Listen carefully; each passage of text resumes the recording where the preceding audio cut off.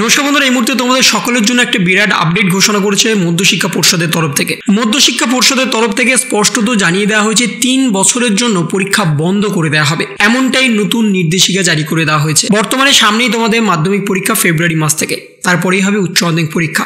সেই মাধ্যমিক পরীক্ষা নিয়ে ইতিমধ্যেই তোমরা পড়াশোনা শুরু করে দিয়েছো, ইতিমধ্যেই তোমাদের সমস্ত সিলেবাসও প্রায় কমপ্লিট হয়ে গেছে। সামনেই তোমাদের মাধ্যমিক পরীক্ষা, তার জন্য অ্যাডমিট কার্ডও প্রকাশ হবে সামনেই 30শে জানুয়ারি। সেই হিসাবেও নোটিফিকেশন জারি করে দেওয়া হয়েছে, কিন্তু তার সঙ্গে আর একটা বড় নোটিফিকেশন জারি করে দেওয়া হয়েছে, 3 বছরের জন্য মাধ্যমিক পরীক্ষা সম্পূর্ণভাবে বন্ধ করে দেওয়া হবে। কিন্তু কাদের জন্য বন্ধ করা হবে, কেন বন্ধ করা হবে এবং বন্ধ করার কি কারণ, সে সম্পর্কে বিস্তারিতভাবে একটা নোটিফিকেশান এবং প্রতিবেদন দুটোই জারি হয়েছে। বর্তমানে মধ্যশিক্ষা পর্ষদের তরফ থেকে একাধিক নতুন বিধিনিষেধ জারি হয়েছে, সে সম্পর্কে তোমরা সবাই অবগত আছো।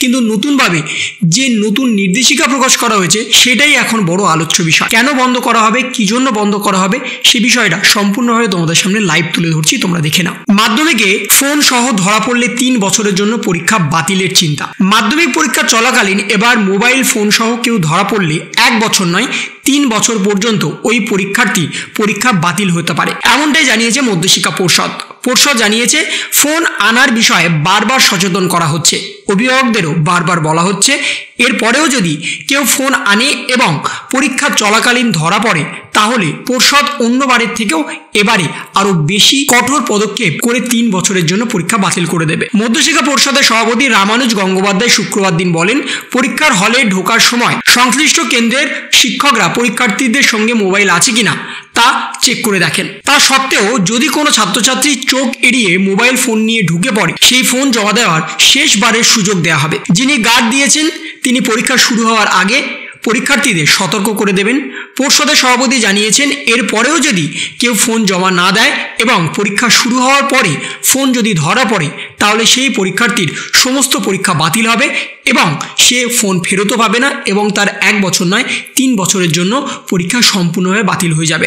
এতদিন পর্যন্ত ছিল 1 বছর, কিন্তু সেই সময়ের পরিধিটাকে বাড়িয়ে করা হয়েছে 3 বছর। পর্ষদ কর্তা জানাচ্ছেন গতবার পরীক্ষা চলাকালীন যেসব পরীক্ষার্থীর কাছে ফোন পাওয়া গেছিল তাদের ফোনের কল লিস্ট পরীক্ষা করে দেখা গিয়েছে সেই সব পরীক্ষার্থীর বাড়ির লোক পরীক্ষা চলাকালীন ফোন করে জানতে চেয়েছেন তারা পরীক্ষার হলে ঠিকমতো পৌঁছেছেন কিনা, ফোন সঙ্গে আছে কিনা।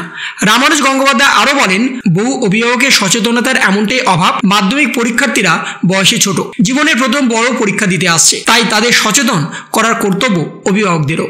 পর্ষদ জানাচ্ছেন প্রতিটি পরীক্ষা কেন্দ্রে 3টি জায়গায় সিসিটিভি ক্যামেরা বসানো বাধ্যতামূলক। পরীক্ষা কেন্দ্রে গেটের মুখে, বারান্দায় এবং সুপারভাইজারের অফিসের সামনে।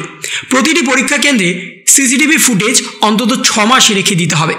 পরীক্ষার্থীরা শৌচাগারে বা পরীক্ষা কেন্দ্রের অন্য কোথাও ফোন রেখেছে কিনা তা দেখার জন্য প্রত্যেক পরীক্ষা কেন্দ্রে শিক্ষকরা বারবার নজরদারি চালাবে।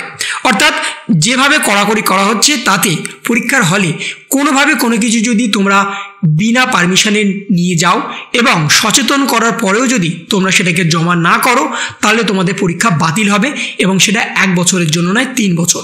কড়াকড়ি করে দেওয়া হয়েছে যদি পরীক্ষা কেন্দ্রে কোনোভাবে মোবাইল ফোন ধরা পড়ে তাহলে তোমাদের একটা সুযোগ দেওয়া হবে, পরীক্ষা শুরু হওয়ার আগে তোমাদের শিক্ষক শিক্ষিকারা অর্থাৎ পরীক্ষা কেন্দ্রের শিক্ষক শিক্ষিকারা তোমাদের একবার জানতে চাইবে, যদি কারো কাছে ফোন থাকে তাহলে সে জমা দিতে পারে। যদি জমা না দেয় এবং পরীক্ষা চলাকালীন যদি ধরা পড়ে, সে পরীক্ষা কেন্দ্রে হতে পারে, শৌচাগারে হতে পারে বা অন্য কোথাও হতে পারে, তাহলে সেই ফোন নিয়ে নেওয়া হবে, সমস্ত পরীক্ষা বাতিল করে দেওয়া হবে এবং 3 বছরের জন্য সেই পরীক্ষার্থীর পরীক্ষা সম্পূর্ণভাবে বন্ধ করে দেওয়া হবে। তাই এই ছিল একটা ছোট্ট ইনফরমেশন তোমাদের সকলের জন্য। যদি তোমাদের ভিডিওটা ভালো লেগে থাকে তবে লাইক করো, শেয়ার করো এবং অবশ্যই সাবস্ক্রাইব করো। তার পাশাপাশি তোমার মতামত কমেন্টের মাধ্যমে জানাও। ভালো থেকো, সুস্থ থেকো, ধন্যবাদ।